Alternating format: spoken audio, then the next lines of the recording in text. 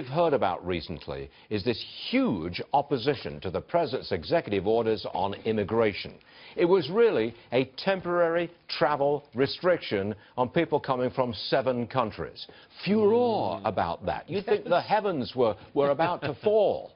I'm going to bring in Republican from Florida, Congressman Mario Diaz-Balart, who is with us this morning, because the good congressman here is going to point out some hypocrisy.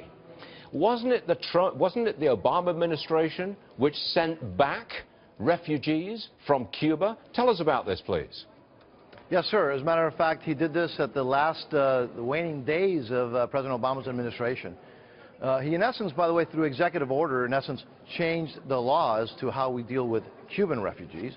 In essence, saying we're not going to accept them anymore the way they had been accepted for, frankly, decades. Now, when he did that, he did it to appease and to help and to appease the Castro dictatorship, not for any national security reasons for the United States, and yet very few people complained. As a matter of fact, a lot of the folks that are now crying, a lot of people that are now crying were actually applauding when President Obama did that. But there was no outrage when Cubans were just sent back, just like that, sent back to a dictatorship. There was no outcry anywhere. There was no outrage anywhere.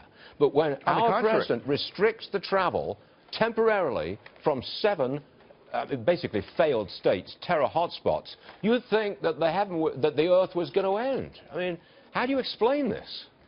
Look, the hypocrisy and the double standard is frankly hard to fathom and hard to explain. And look, I get it if folks don't like President Trump's executive order. I can accept that. I can accept if you like President Obama's executive order. But the inconsistency of applauding one while then rejecting the other, and the only reason is who did it, what president is the one who made that decision, is frankly hard to swallow.